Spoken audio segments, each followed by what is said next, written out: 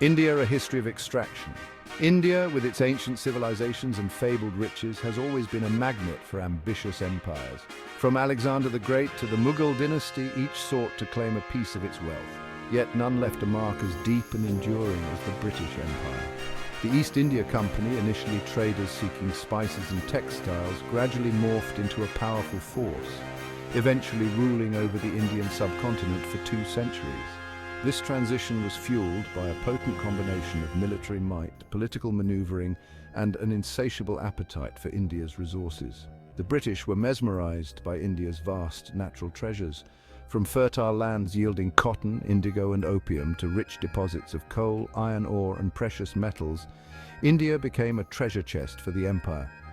This extraction was not merely opportunistic, it was systematic and ruthlessly efficient, transforming India into the jewel of the British crown. However, this jewel came at a heavy price, a price paid by generations of Indians whose lives were forever altered by the reality of colonial rule. The allure of India's wealth was not a new phenomenon, but the British approach to extraction was distinct in its scale and impact. Previous rulers, even when driven by greed, often integrated themselves into the existing social fabric to some extent. The British, however, maintained a distance, viewing India primarily as a source of raw materials and a captive market for their manufactured goods. This extractive mindset, coupled with policies designed to maximize profits for the empire, laid the groundwork for widespread exploitation and profound social transformation. The British Empire's control over India was not solely maintained through military power. It was a complex web of economic policies, administrative systems, and social engineering that allowed them to effectively exploit India's resources. A key instrument in this endeavor was the East India Company, granted a monopoly over trade by the British Crown, which allowed them to dictate terms and manipulate markets to their advantage.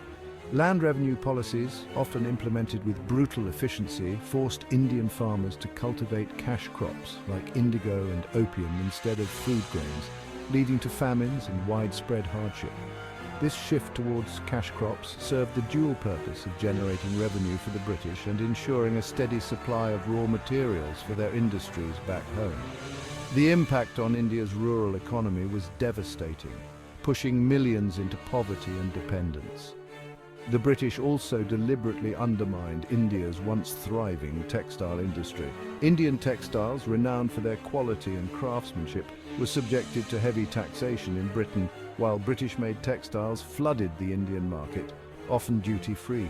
This systematic destruction of local industries served to further enrich British manufacturers and solidify India's position as a supplier of raw materials and a consumer of finished goods. This unequal trade relationship, a hallmark of colonialism, had lasting repercussions on India's economic development. The British also invested heavily in infrastructure projects such as railways and ports. However, these projects, while seemingly beneficial, were primarily geared towards facilitating the extraction and transportation of resources from the hinterland to ports for export to Britain.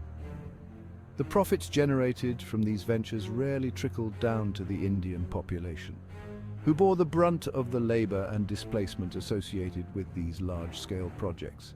The underlying motive remained clear: to maximize the extraction of wealth from India. The systematic exploitation of India under British rule did not go unchallenged. From the very beginning, Indians resisted colonial oppression, their defiance taking various forms. Early uprisings, often led by local rulers and chieftains, were brutally crushed, but they demonstrated the simmering resentment against foreign rule. The 1857 Sepoy Mutiny, sparked by the infamous greased cartridges controversy, shook the foundations of British power and marked a turning point in the struggle for independence. Religious leaders and social reformers played a crucial role in mobilizing public opinion against British policies. Figures like Raja Ram Mohan Roy and Swami Vivekananda challenged the intellectual and moral underpinnings of colonialism, advocating for social reform and self-rule. Their efforts contributed to a growing sense of national consciousness and laid the groundwork for organized political resistance. The rise of the Indian National Congress in 1885 provided a unified platform for nationalist aspirations. Leaders like Dadabhai Naoroji and Gopal Krishna Gokhale exposed the economic exploitation of India under British rule, advocating for greater Indian representation in government and economic self-determination. Their efforts were instrumental in shaping the narrative of Indian nationalism and galvanizing support for the independence movement. Mahatma Gandhi's emergence on the political scene in the early 20th century transformed the fight for independence. His philosophy of non-violent resistance, satyagraha, mobilized millions of Indians across religious and social divides. Gandhi's campaigns against unjust laws and his unwavering advocacy for self-rule put immense pressure on the British government, ultimately paving the way for India's independence in 1947. India's independence in 1947 marked the end of British rule, but the legacy of colonialism continued to cast a long shadow over the newly independent nation. The economic policies pursued by the British had left India impoverished, its industrial base crippled, and its people struggling with widespread poverty and illiteracy. The task of rebuilding the nation and healing the wounds of colonialism was immense. The partition of India and Pakistan, a tragic consequence of the British divide and rule policy, led to one of the largest mass migrations in human history, accompanied by unimaginable violence and suffering. The scars of partition continue to haunt the subcontinent, serving as a stark reminder of the human cost of colonial manipulation. Despite these challenges, India embarked on an ambitious path of nation building.